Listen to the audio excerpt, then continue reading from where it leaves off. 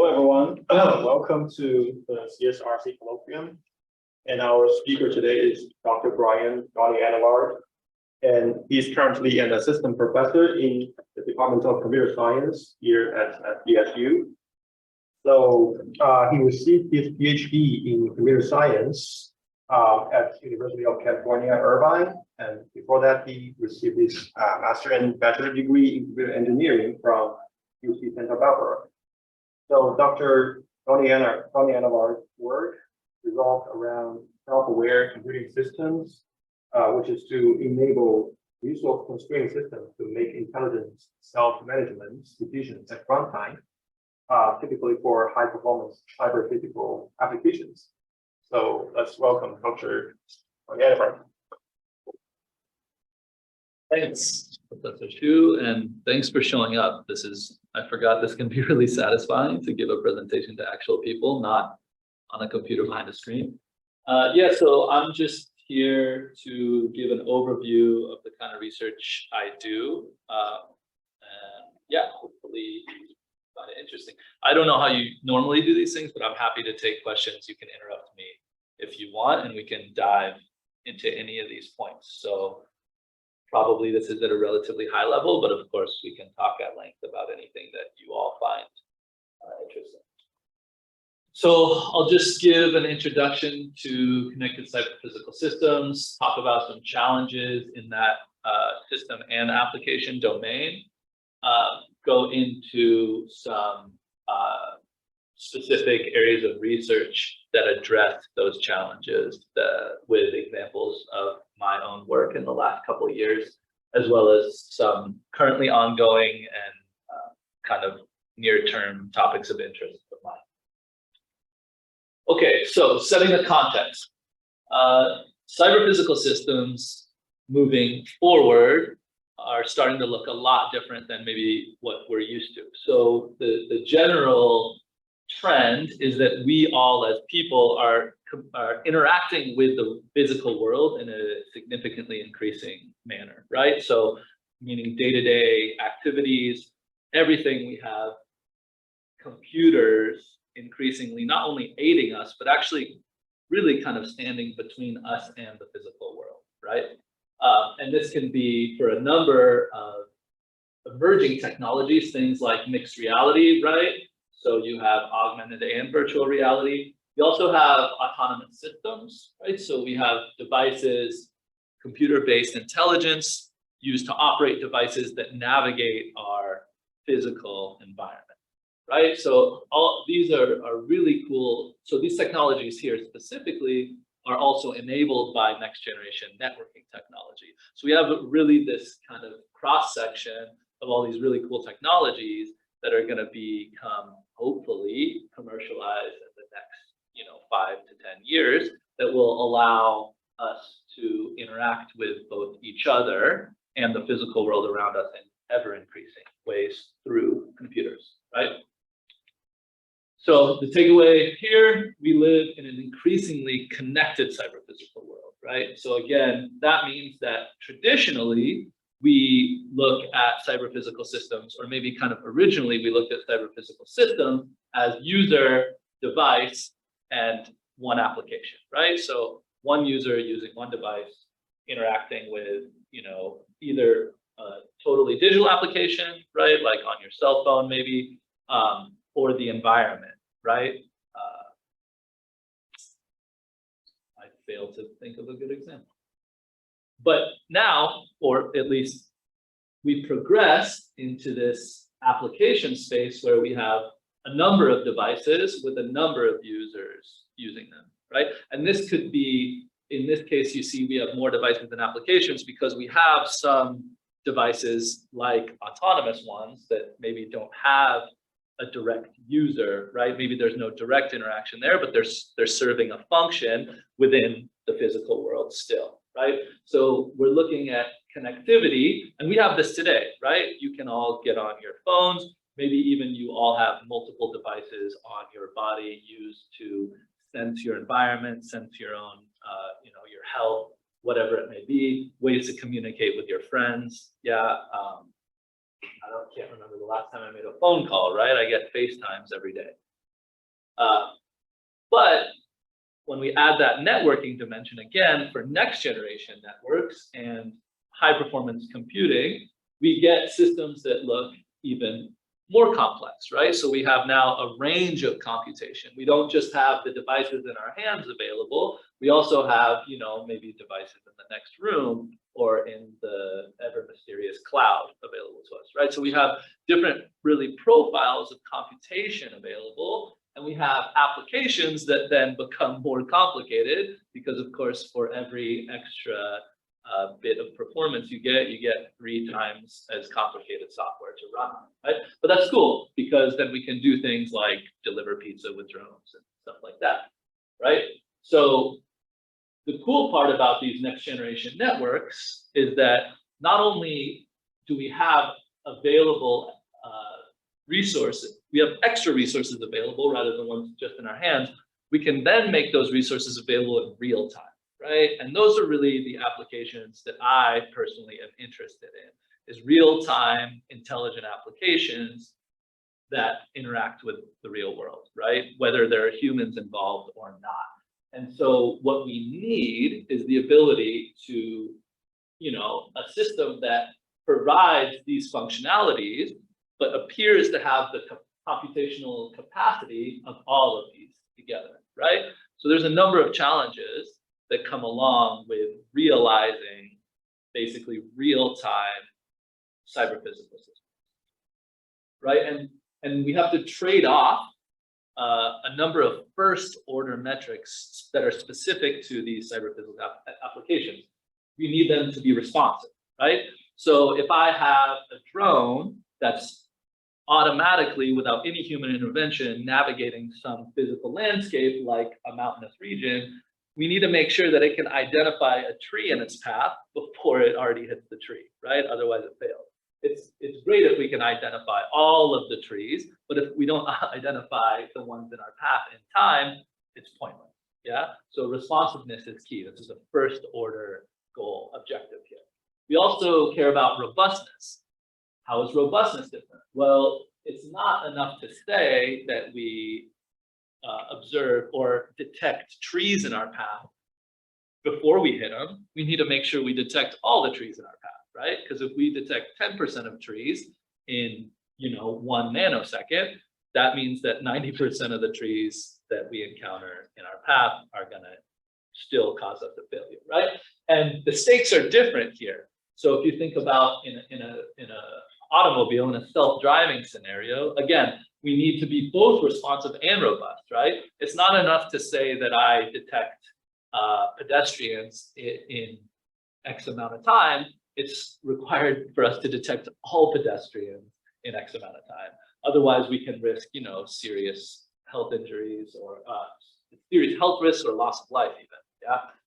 Finally, we care about efficiency. Right, so this is the last caveat that maybe I haven't explicitly emphasized enough, is that mobility is crucial in all of these scenarios, right? We haven't talked about any systems that have any cables. There's no power outlet here, right? So it's important that we operate efficiently as well as responsibly and robustly, right? Because again, if my pizza delivery drone can identify all of the pedestrians in my neighborhood in time to avoid them, but it can only travel half the distance to my house, again, no pizza, right? So all of these things are absolutely first order objectives, yeah? And the problem is, not only are they all essential, it's difficult because they're in conflict, right? You can pick, you know, any two, or we've identified all 3 of these are important.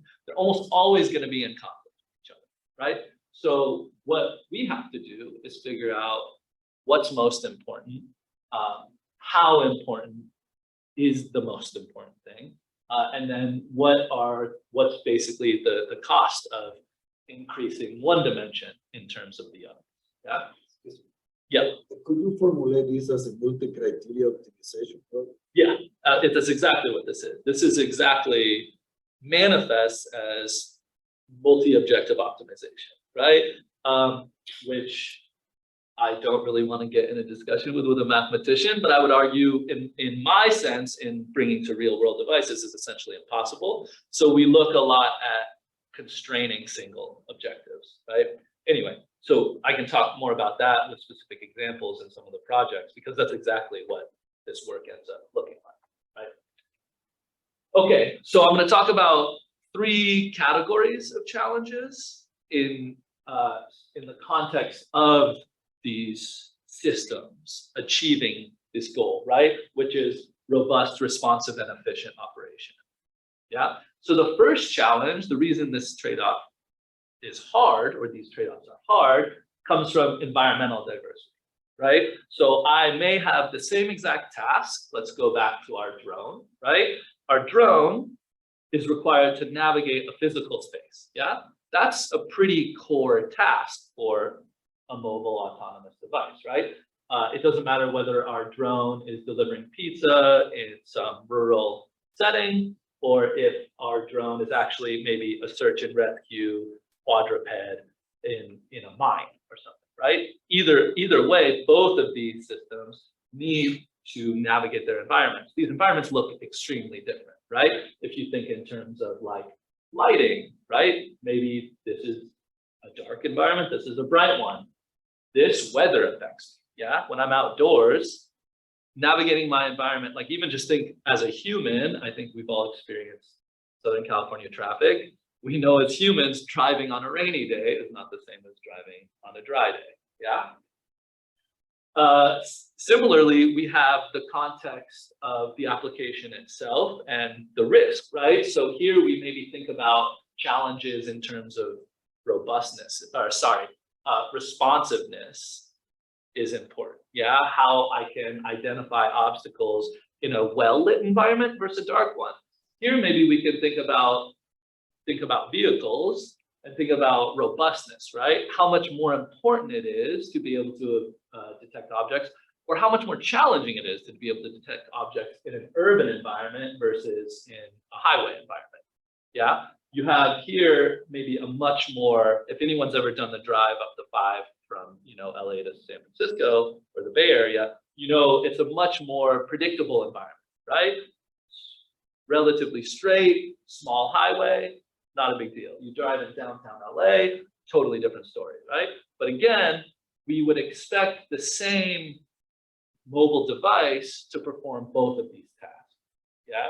So this is inherently difficult because algorithms developers optimize for context, yeah? So you might have, or you have whole domains of research dedicated to navigation in this scenario, and in this scenario, and in this scenario, and in this scenario, right? But we don't have necessarily different devices to do those things. We could do that, but does it make a lot of sense, right? Does it make a ton of sense to deploy, a totally different piece of hardware if I want to have a delivery that goes from downtown LA to Sacramento, right? Am I going to have to switch the load from one car to the next? That's a bit ridiculous, right? Okay, so our trade-offs are sensitive to our environment, right? These are external sources of variation, uncontrollable, yeah? Next challenge is the complexity of our platforms, right? And this we can think as also a form of diversity, yeah? We have a lot of different types of hardware that, again, can achieve the same task. As we mentioned, we can fit a lot more hardware in a vehicle than we can in a drone that is expected to fly, right? But again, both things are expected to navigate an environment. So we might have significant changes in the computational capabilities of our devices to perform the same task, right? Additionally, these devices may have software of varying complexity, right? So maybe it's just a simple feedback controller all the way to something like 3D reconstruction, right? So you can imagine something like a VR headset, pretty physically constrained device, expected to do something like this, right? Not an easy problem. So our trade-offs also depend on the platform, right? And I think this efficiency is an obvious priority here, right? The final challenge comes from the network, right? So in our networks, again, we have a variety of technologies that provide a variety of performance and efficiency in a number of different dimensions, yeah? For example, how fast is my signal, right? Latency. How reliable is my signal? Packet loss. There's a number of different kind of quality metrics that come with the networking domain. And this is just an added dimension, right? When we go from that picture of the one device in our hand to our multi-layered system, our Internet of Things kind of tiered system, this becomes crucial, right? And it really affects, again, those trade-offs, yeah? Because the speed at which, if I offload computation, the speed at which I can get work done depends on the network connection, right? Okay, so given the context and some of the challenges, now we have a goal. We want to balance trade-offs between performance and efficiency by coordinating configurations and considering environment and network, right? So the main ideas here are coordination and consideration. So hopefully we all get what we want to do. We want to make sure we account for this multi-dimensional optimization problem, but we want to make sure that we are considering all the factors, even the uncontrollable ones, specifically the uncontrollable ones, right? And then we can coordinate the controllable ones. So, you know, we have a certain amount of control over ourselves, us being the system, right?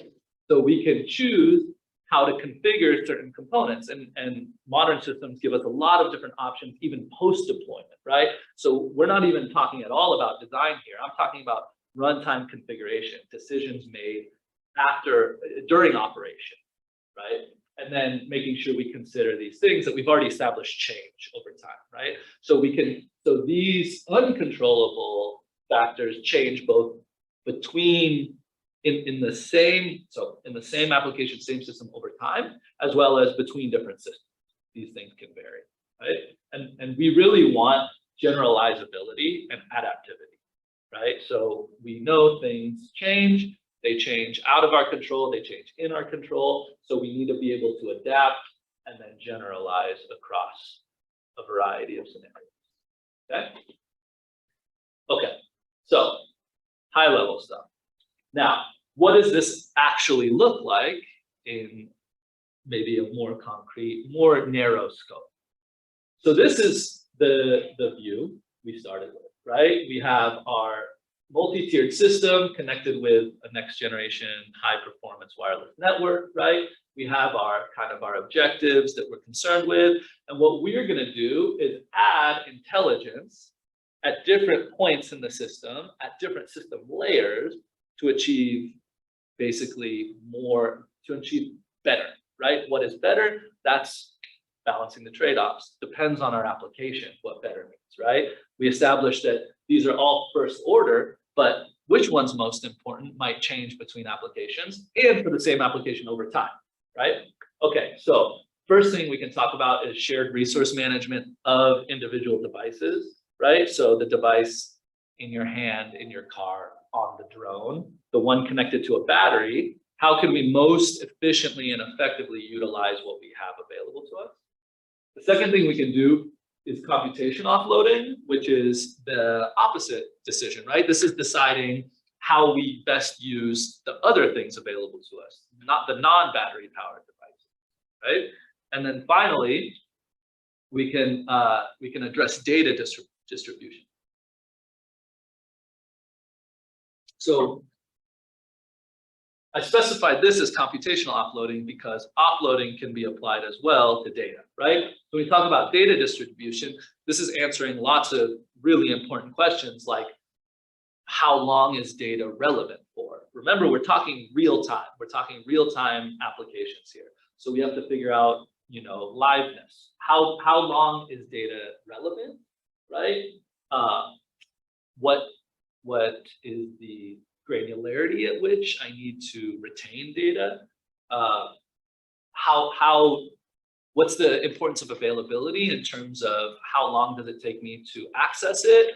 or how long do I have to store it, right? All kinds of questions that basically come down to how do I store data, where do I store it, what do I store? Okay, so shared resource management, briefly. Now we're switching views, right? We're going down into systems view. I'm a systems researcher, so this concept looks like this to me, right? This is the scope in which I see this through. Because remember, we're talking cyber-physical systems. We're talking networks of cyber-physical systems. I am the cyber part, right? The physical part is important to the application. It's the way in which our computers interact with the real world, right? There's tons and tons of great researchers doing really important work on that component. I'm interested in the cyber part. So I want to know the things that affect the computers inside my cyber physical systems, right? So we switch our worldview to this kind of block diagram of my system architecture at the 3 layers of end, edge, and cloud. So end devices are the things that interface with the world, which is why you see it's the only one with a sensor block, right? The rest of these are just compute resources, right? Just digital. And of course, they're all connected somehow to a network. Now, I'm going to talk about a project I worked on where we focus on managing resources specifically on a single device.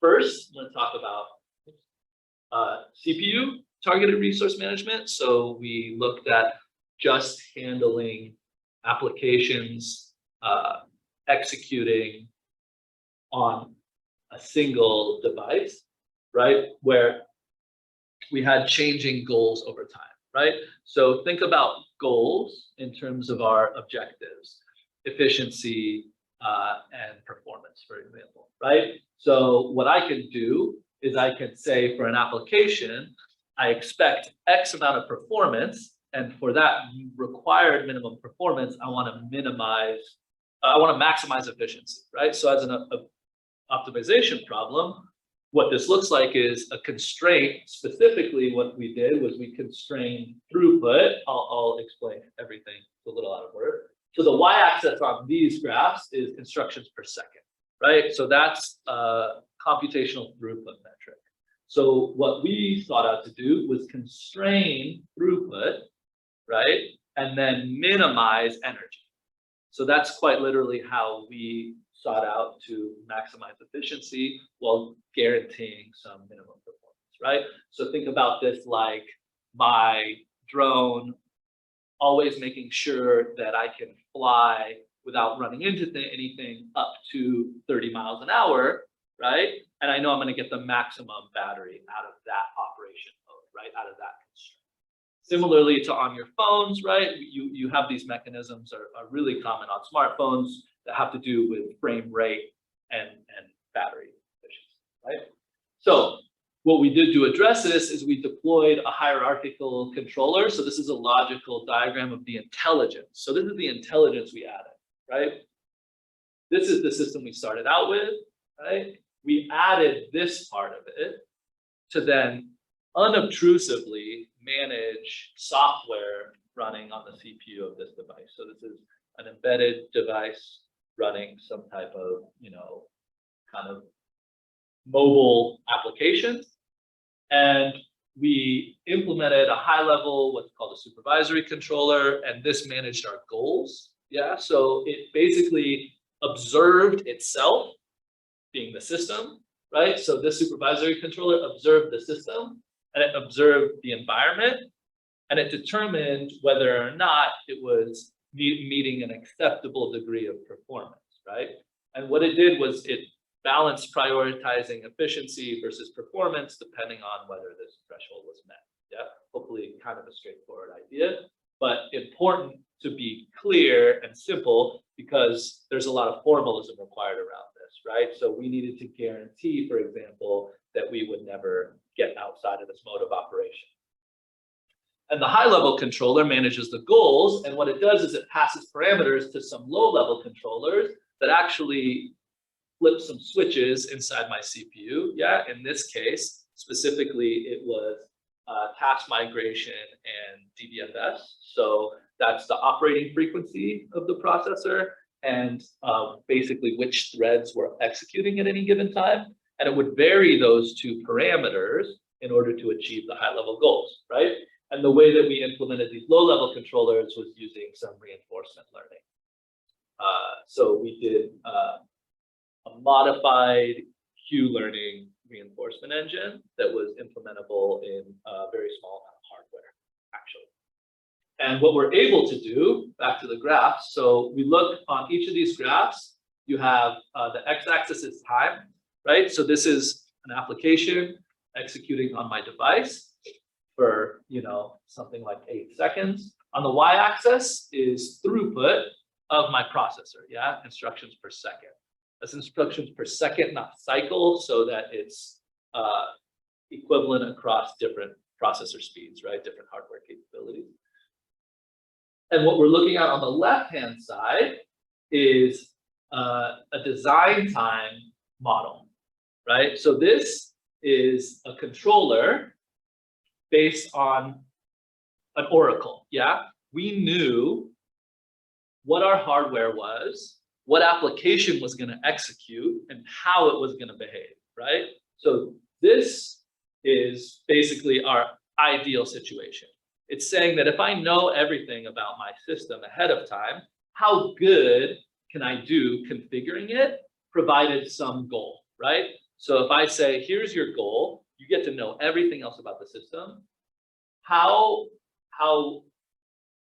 close can you get to the threshold without exceeding it, right? So the goal here is this dotted line target, right?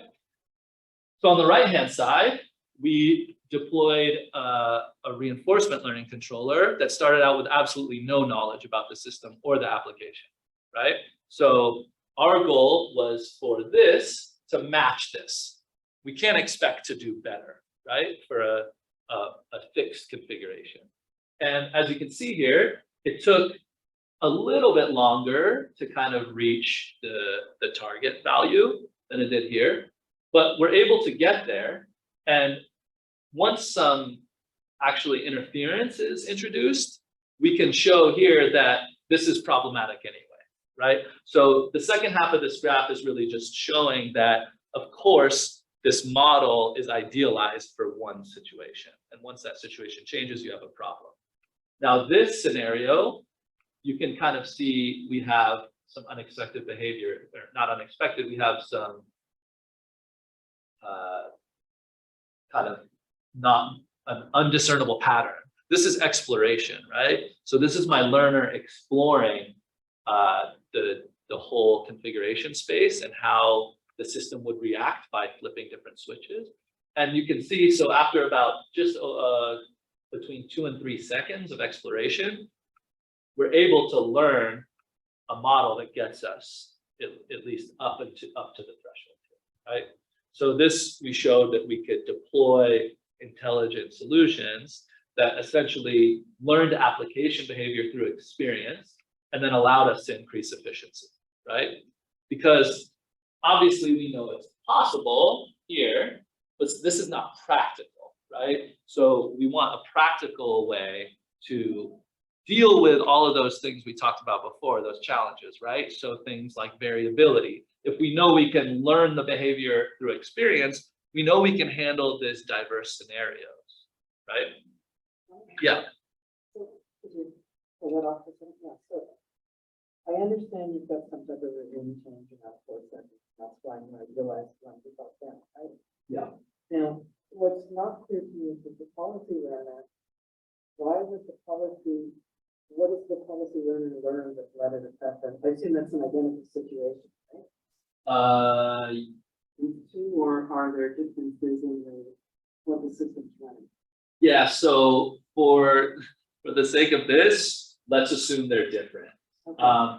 They are identical, but there are more things going on. So I can tell you that this execution scenario, so this is for this hierarchical setup. The reason there's more than one of these controllers is because we have an 8-core processor, Right. and we have to deploy So the reality is we have an 8-core processor, we have 2 voltage islands. So we have 2 low-level controllers, one for each voltage island, and then we have in our supervisor, we also have to coordinate task migration, right? So we have 2, I know this is going fast, sorry. The details of why there's more going on here than I discussed is because this is actually running 8 threads on an 8-core processor, right? So so we're learning multiple dynamics, and there's decisions made by different controllers that you have to converge in order to get to this place, right? The takeaway, so the explanation, as Marie has identified, is more complicated than I made it sound, but the takeaway is the same, which is that once you throw in any kind of unknown circumstance, then everything falls apart for a fixed solution, right? So kind of putting that in the context of this here before, oh God, I should not have done this word like that. It's like if we had a solution that worked for this drone, that then same drone flew into a cave, everything would fall apart, right? And I think that's a reasonable situation to support, but maybe not expect, right? Saying that I'm a designer, I'm not going to think of every scenario my drone might be in, but you know, give a toy to a kid and you'll find out a lot of great test cases, right? Okay, is that satisfying? If we have time, I'm happy to go into any of these further. Also, I mean, this is the micro paper from 2019, so there's 10 pages of stuff on this that you can check out as well. Okay, so yes. Just want to make sure I understand it correctly. So it's like you're learning, you enable the CPU to stabilize the throughput. Yeah. Like it's like an intelligent load balance. That's exactly it. So the point is, what you have to do is you have to learn dynamics, right? You have to learn what is the throughput that will be achieved based on your different CPU settings, right? So that's a hard thing to do. So in an ideal world, you would know, right? You would know this is your throughput for voltage X and task mapping Y, yeah? But what happens, and so what you can do is you can go through every combination, right? I can say, here's an application, yeah, here's Snapchat running on an iPhone for every possible frequency level and every possible task mapping, yeah? And then I can build this really nice decision maker here, right? But if all of a sudden your application updates, all of those relationships change. Those dynamics are different, right? Because those are application and hardware specific pairings. So it's not safe to assume that those pairings are the same, right? And that's the problem. The problem really is this metric is application specific. Okay, cool. So same concept. Now we're targeting memory, right? So single device, embedded application, but now we're looking at approximate applications. So these are applications that we know can tolerate some error at the application level, right? So lots of, you know, graphics related applications are this way because the human eye with however many hundreds of thousands of pixels, you're not gonna, you know, miss one that's discolored, for instance. So we deploy a similar intelligence system, which is a controller. But in this case, what we do is we vary the voltage in our cache, right? So we're actually modifying the hardware settings of our memory based on how much approximation we can tolerate, our application can tolerate, right? So this is another challenging problem where we need to translate application performance into hardware dynamics, yeah? Okay, this is a super confusing figure, so I'm gonna go through it for a minute because it hopefully illustrates my point. There's a bunch of dimensions here. We're gonna start with the X and Y axes. right? Just pick one because they're showing the same thing for different scenarios. So we're gonna pick this first one, A. On the y-axis, this is my L2 cache voltage level, all right? So I'm showing here, I have 4 possible voltage levels for my L2 cache. And on the x-axis, this is my L1 cache voltage levels, yeah? So my square here represents my possible configuration space. I'm allowed to change both voltages independently, however I want, right? What effect does that have? Well, the lower my voltage, the more errors I get, right? But the lower my voltage, the less energy I use. So here we have our conflicting objectives, perfect example. And what we want to do, similarly to before, is we want to meet an acceptable degree of performance while minimizing our energy, right? So now we look at the dots, right? So each dot tells me a bit about that configuration's ability, that configuration's performance and efficiency, right? So in my dotted line, these are all of the configurations in the dotted circle square that meet the acceptable performance, okay? So these configurations here, basically when my L1 cache is at 0.7 volts, my accuracy is too low. I have too many errors, right? So I cannot validly choose any of these configurations, yeah? Now, all of these, where there's a circle with some type of white space in the middle, means that I meet my accuracy constraint, yeah? Now, basically, the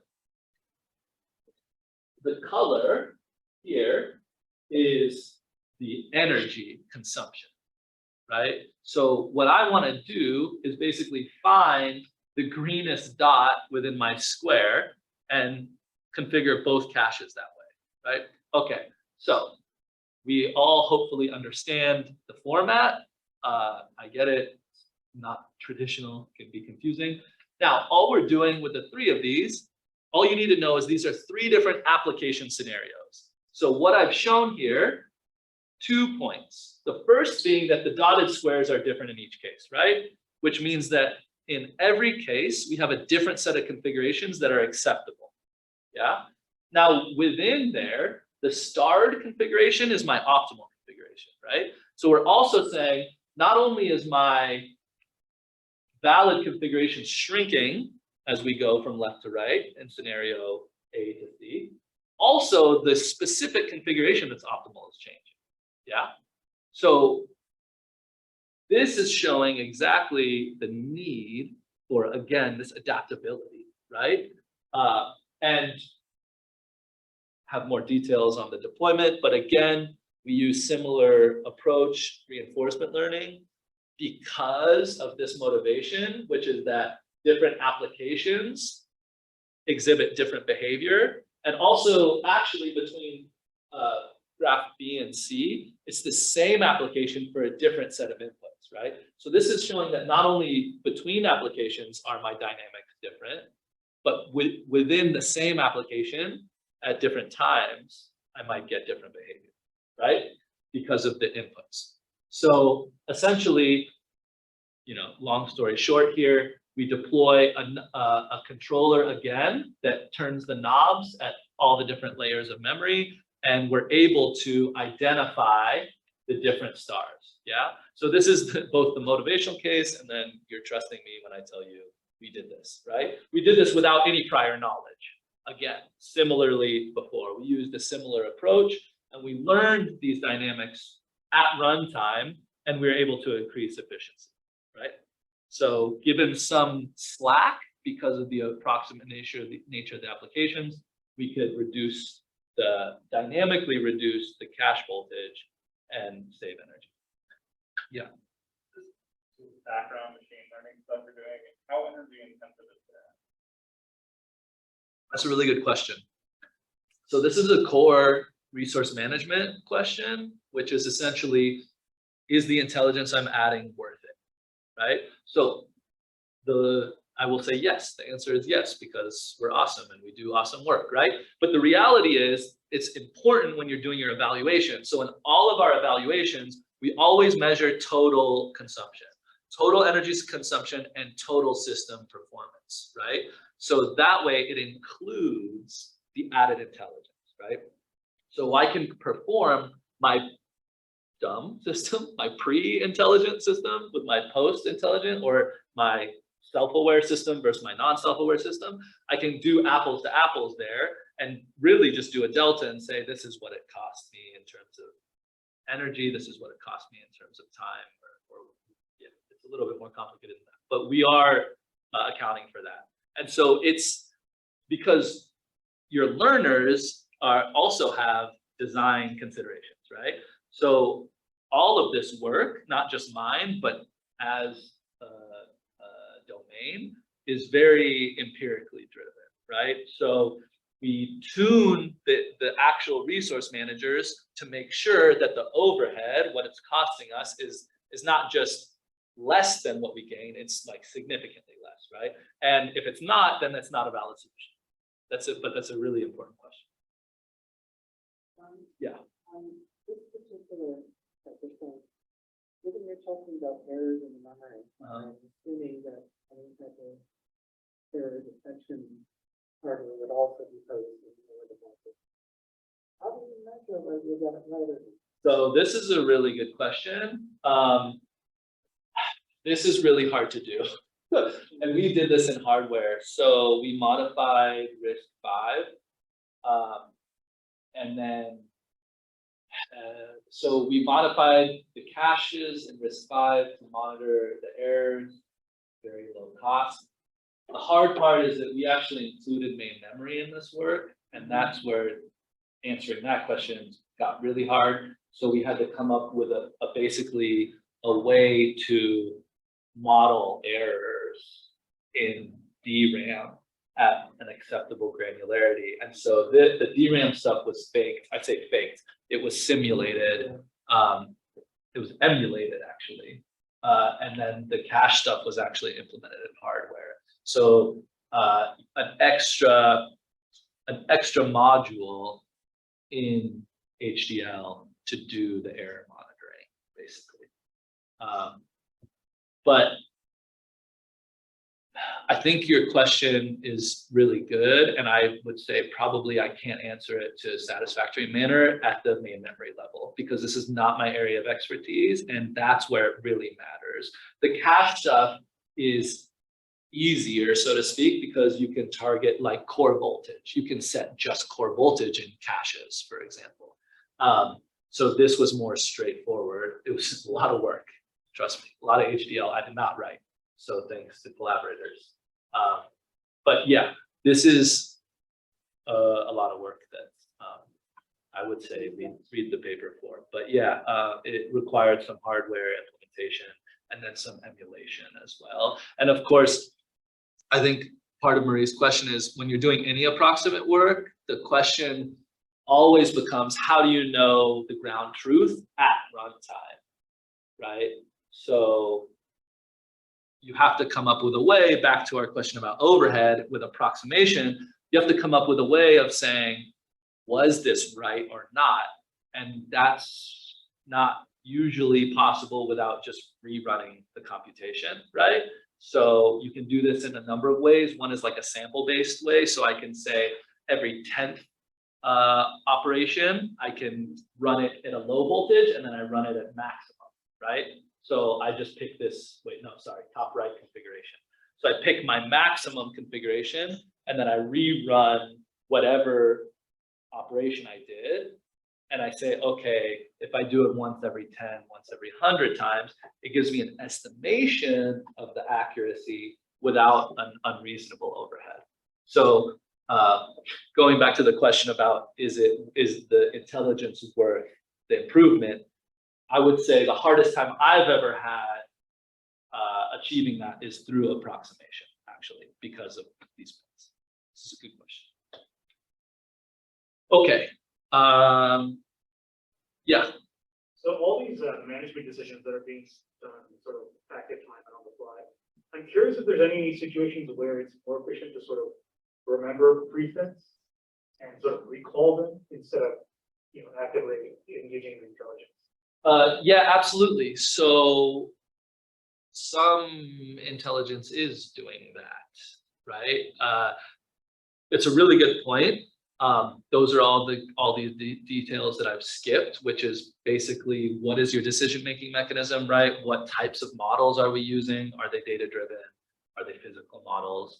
Are we using any memory in those models? Are we using memory in the, so yeah, that's a great point. And maybe, you know, the TLDR of my work is basically exactly answering that question. What is the best tool, right? And that, the whole reason I have a job is because, not because I thought of all of these tools, right? It's because it's not always obvious which one will work best.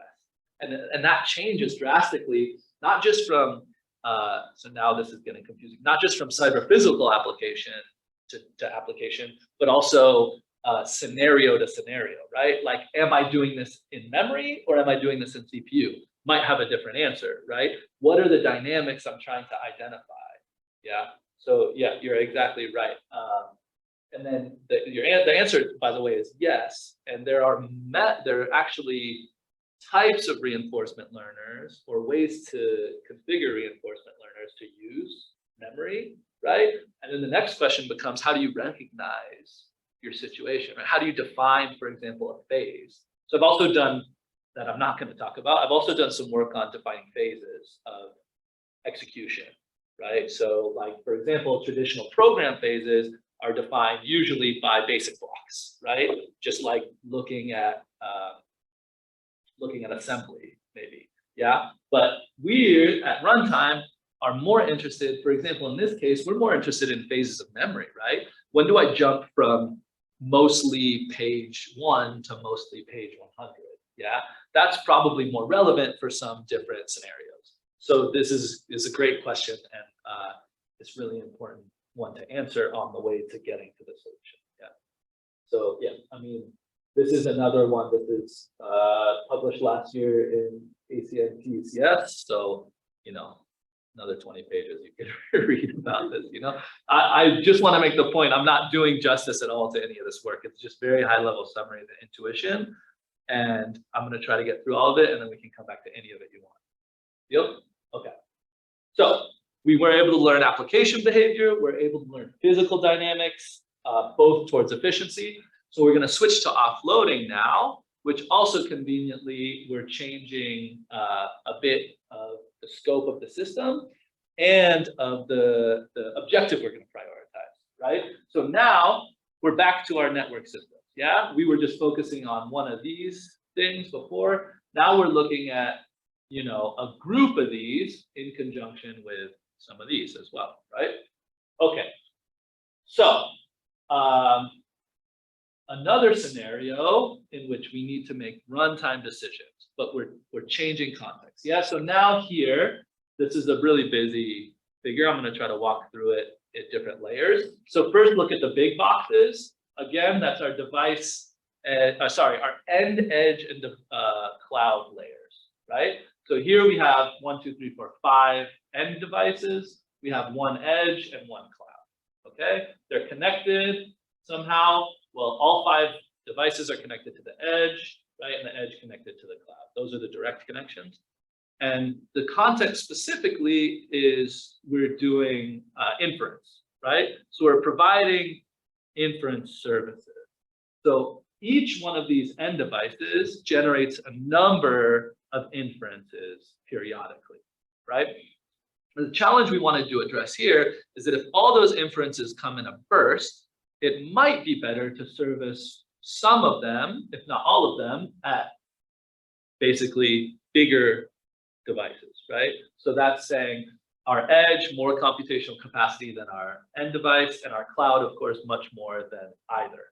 Yeah. So if our volume of requests hits a certain point, it becomes actually faster to offload some of the requests from our end device to our edge, right? Or maybe even our cloud.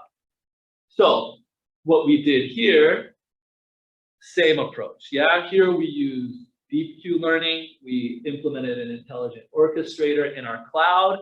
And one of the reasons our solution looks slightly different than before is because we now are deploying it on the cloud, whereas before our decision maker had to be baked into our end device, right? Now we have the cloud to service us. But that means that the information to make the decision has to get from the end device to the cloud, right? So we have more complexities in terms of overhead. Yeah. So what we did here is we essentially had to periodically pass information about the requests from the devices to the edge and to the cloud so that we could collect information here about the resources requested, the goal of the service itself, right? So we have things like we're considering the accuracy of our inferences all together, right? We're also considering the response time. So how long does it take and how good is it when I ask for an inference request, right? And so both the density request and then the network performance affect this, yeah? So what we did, so first, we varied here on the x-axis the number of users, which just means how many of these are populated with requests. Yeah. On the y-accuracy, we're looking at on the y-axis, we're looking at accuracy. So the point of this graph, each bar is a different policy for executing. The point of this graph is to show you that our policy can do as good as any other policy in terms of latency, accuracy. Right? So we can achieve the same accuracy, of course, as the state of the art. I realize maybe this is a little bit small and there's a lot of bars, but let's focus on, if you can see this blue fourth one, and then the one on the far right. These are the state of the art, and this is the maximum accuracy our approach can achieve. Yeah?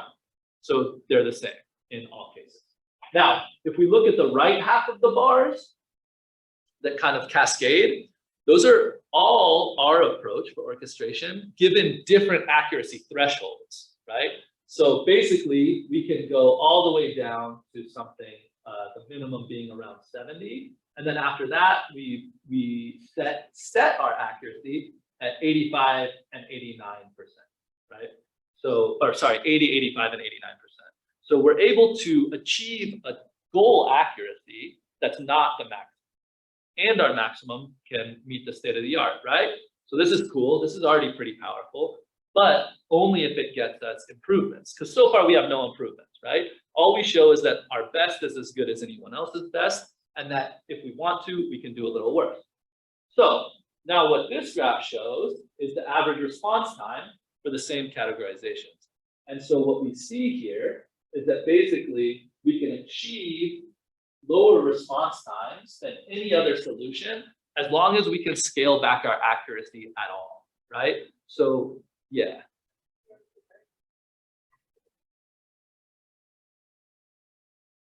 That's a really good question. I don't know. I'd have to look back, but that's a great question because this is the average of all our requests. So it's a really good point, right? And what we care about changes our policy, right? So if we want to say never violate X percentage versus average X percentage, it's very, very different problem, right? So good question. To just be honest, I don't know off the top of my head. Okay, so the takeaway essentially is that as long as we have, similarly to our approximation application, right? As long as we have some type of flexibility here in the accuracy that's acceptable, we can reduce our response time, right? So pretty simple is that adding all of this crazy stuff, if we're allowed to really have some slack in accuracy, is possible, right? Yeah. When you're scaling back, and obviously you're not changing the threshold for the response time to be the same. What are you scaling back in your model? So when we're scaling back, you mean how are we getting these? Yeah. Right, so we're offloading. So okay, so there's a number of policies. I thought they were all offloaded. No, so okay, so this is essentially, think of it as a bin packing problem, right? So every one of these big squares, every end device, the edge and the cloud, are all candidates to execute a request, right? So if we get a bunch of requests, the question is, where do we execute? Yeah, and so there's a number of different policies to make that decision. So what we compare to for context is everything on the device, everything on the edge, everything on the cloud, and then a state-of-the-art actual intelligent algorithm for doing offloading, right? And then we come up with our own policy, which is learning-based, that really has to do with changing network condition. So two things affect us here, which is the network condition as well as the number of requests, right? So those are the kind of two. The model is always the model is, of course, you have to learn your network. Yeah, latency based on network. Exactly. Oh, I'm sorry. The inference model. Yes, exactly. You're right. The inference models are the same, except obviously for the different thresholds. So these are different inference models. So something unique. Okay, you're right. So what we can do is, so we make decisions at a couple different layers, right? We make an application level decision on what inference model to deploy. Good point. I did omit that. Right. So how do we achieve different accuracies is the question that we should clarify. And that's by having different inference models, right? So one novel part of this work was it's the first time that in conjunction, the model and the hardware capabilities were considered in a coordinated manner, right? So we made the offloading decisions considering both the network condition as well as my current accuracy and available model, right?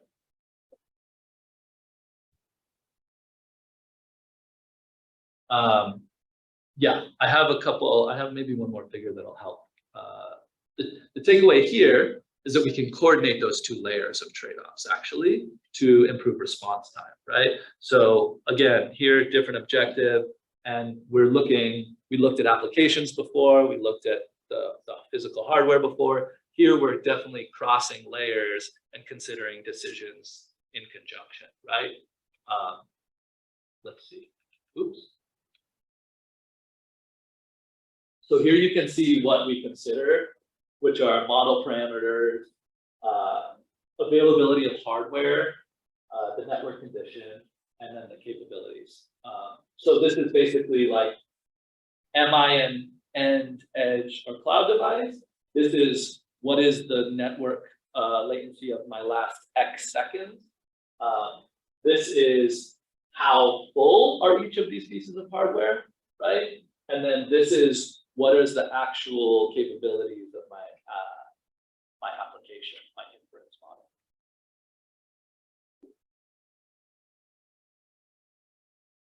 And then you can see we select here, right? So we select where a request is serviced and what model service is in, and some other parameters. All right, this is taking a little bit longer, so I can wrap up. The last part about data distribution. So this is ongoing and very recent, I would say, work for me. Back to our system, we know this context, we're familiar, this is boring for us now, right? So let's take a look at the applications we're interested in. Autonomy. Autonomy covers a lot, mobile autonomy covers a lot of different use cases, a lot of different systems, a lot of different applications, very relevant, right? Big impact here. This application itself has a pretty structured behavior, right? So this is the autonomy pipeline. Every autonomous application performs kind of some subset of these 4 actions in sequence. We sense the world around us, we understand it, and then we plan according to what we understand and what our goal is, and then we carry out that plan, right?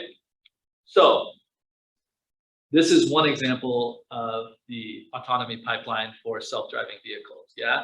So if we think about this, every box here is a transformation. It's computation. It's work, right? That means every single arrow here is data. Yeah. And almost every one of these arrows is a different data format. Yeah. So if I have 1, 2, 3, 4, 5, 6, more than 6 data formats, and I have 1, 2, 3 sensors, that's 3 maybe sources or types of raw data and twice as many data communication actions, right? So my question now becomes, if I need to store any of this, which is the best format to store it in? Can I derive raw camera data from depth estimation format, right? Which is the most compressed version of this, which is the most compressed version that I can store without any loss. Yeah, these questions are endless, and all of them affect efficiency and performance, right? So that's the kind of gist behind the data management stuff. This is ongoing work. I won't get into it anymore. So yeah, we're just answering questions. Where do we store? How do we store it? What do we store? So in summary, we want to balance trade-offs. That's actually hard in connected cyber-physical systems. It gets even harder when we have variability that we can control and that we can't control, right? So inside of our system and outside of it, variability in both.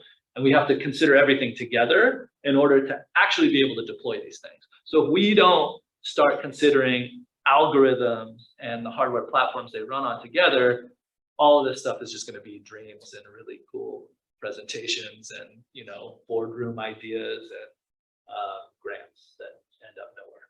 So yeah, that's it. References just from this presentation, and that's my website if you want to know more. Little over. I apologize. Since we got a lot of questions, I guess we're going to take our speaker, you know, it's a tradition to Eureka for review, and welcome to join us. By the way, the next speaker is going to talk about constraint-based control design for long duration of Perfect. Who is it? Is the dean of the School of Engineering at UCI. Oh, yeah, I know. Cool. Yep. I want to thank our speaker one more time. Thanks for coming. And